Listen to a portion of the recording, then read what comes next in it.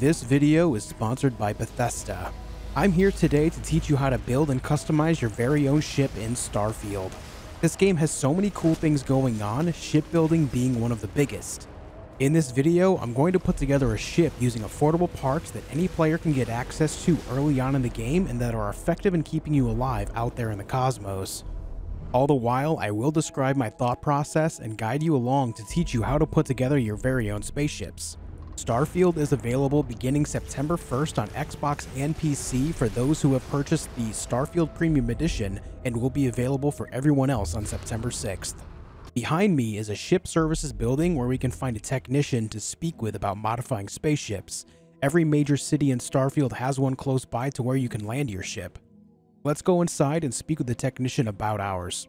You'll see a dialogue option to view and modify ships. That's what we need here. Now that we're here, we're going to modify the Frontier, which is the ship you get at the very beginning of the game. We're going to improve it a little bit so I can teach you the basics of shipbuilding in Starfield.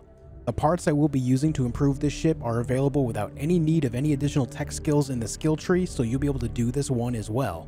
My goal here with this ship is to improve its maneuverability and firepower without breaking the bank. To get started, we're going to simply remove the engines from the back of the ship by hovering the mouse over them and pressing delete, or if you're using an Xbox controller, press X. You'll be able to see all the commands for buttons on the bottom right hand side of the screen to help you follow along if you're using a controller, whereas I'm using keyboard and mouse. Next, we're going to remove the grav drive from the back of the ship since we're going to be putting better components here. Now, let's go to the front and top of the ship to strip off the weapons. While we're at it, let's remove the shield and fuel tank as well. While I was removing parts, you may have noticed some errors pop up on the bottom right hand side of the screen. We can open the flight check window to see what's wrong. To open flight check, press C on your keyboard or start on your controller. As you can see, we have all sorts of error messages. The errors show up in red. That means the ship will not function until the errors are rectified.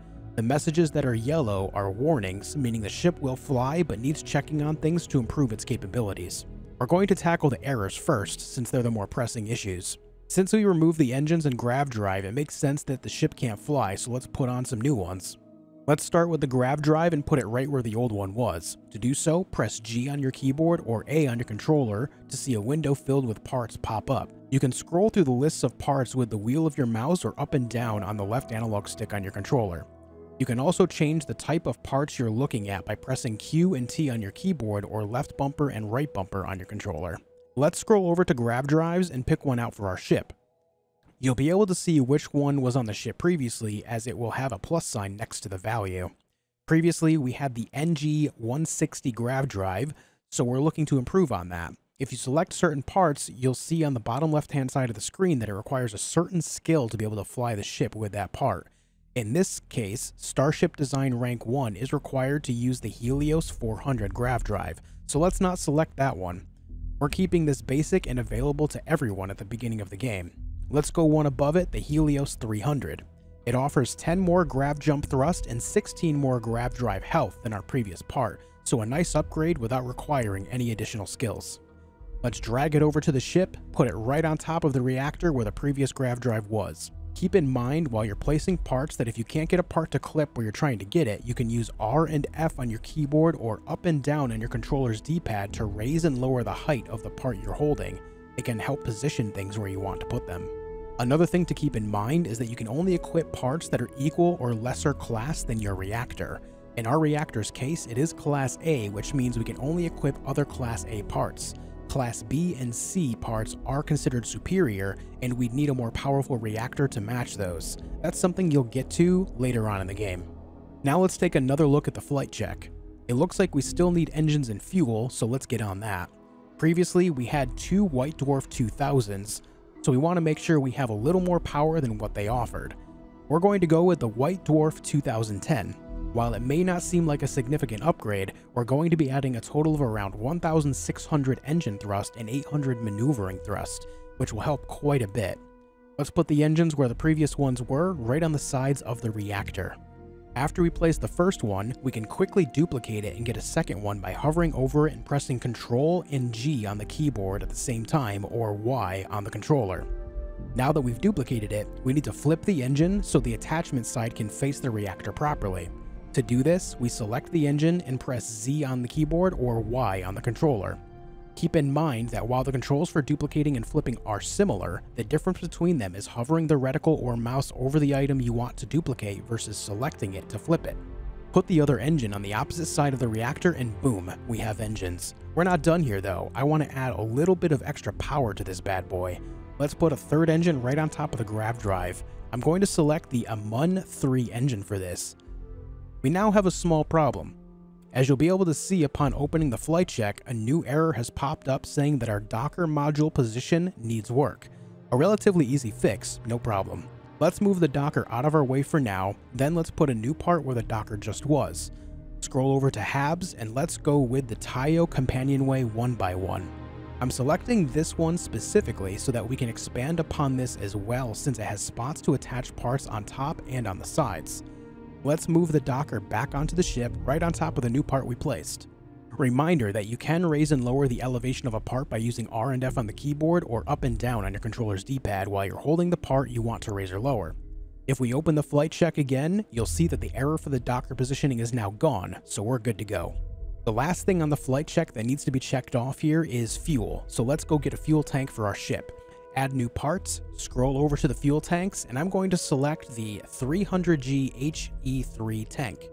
It's twice the amount of fuel of the previous tank and is easily placed right on the side of the Docker. Now our flight check is all clear of errors. This is great because that means our ship as it is right now is completely functional again, with a nice set of upgrades to what we have previously. The total credit cost right now is under 30,000, which is great. Now that we're here, it's time to add a shield unit and some weapons to defend ourselves out there in space. This is where the cost will go up a fair bit, but it will be worth it. Let's find ourselves a nice shield upgrade. The shield we had on before is the 10S Protector Shield Generator, which offers 310 max shield health.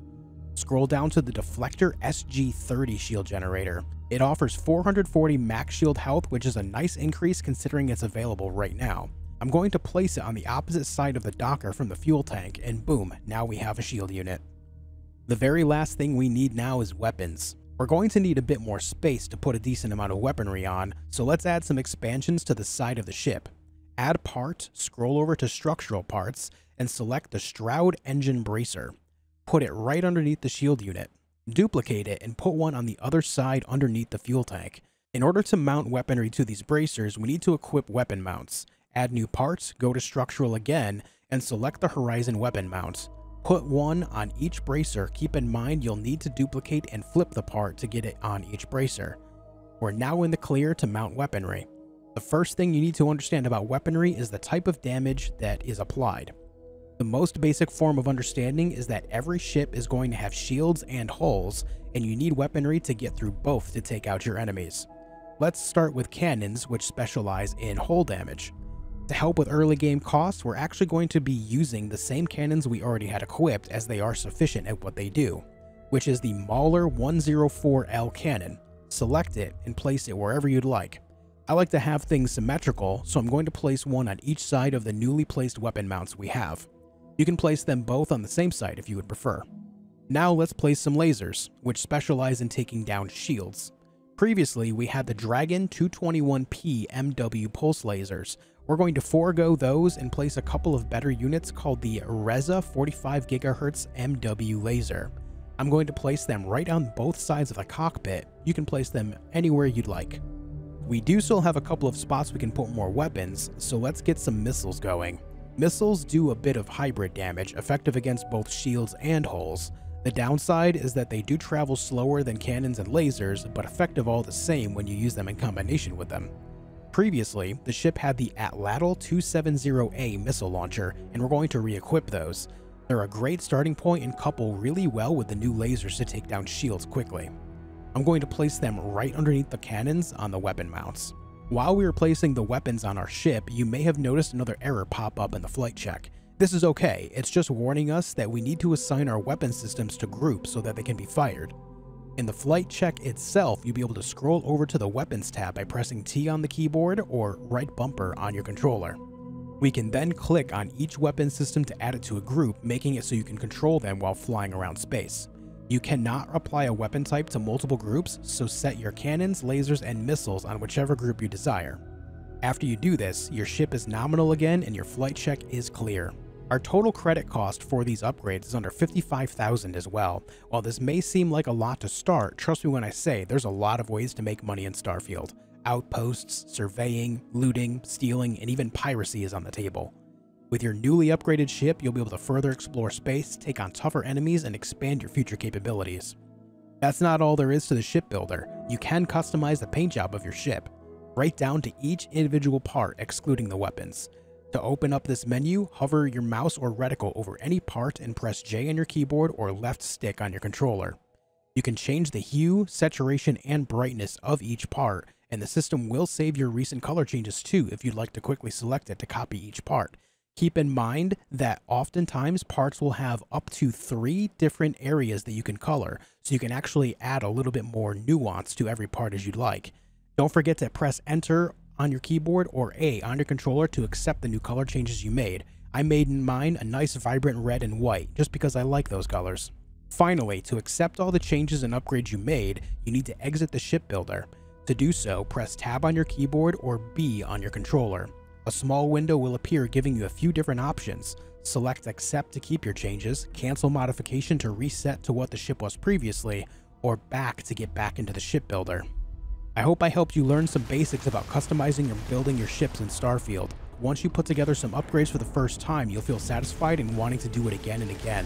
There are so many possibilities with all the ships included in the game, so don't be afraid to explore and expand on what you do with the ship builder. Until next time, be excellent to each other.